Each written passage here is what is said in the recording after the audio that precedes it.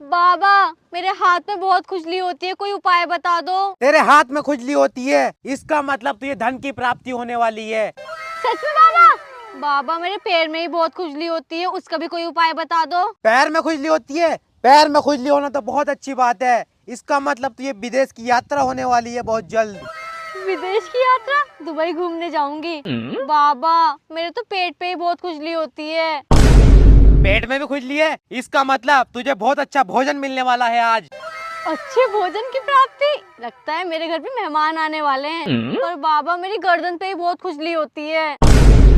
अरे बालक, इसका मतलब तू गलत एड्रेस पे आ गई, तुझे यहाँ नहीं डॉक्टर के पास जाना चाहिए, तुझे खुजली की बीमारी है।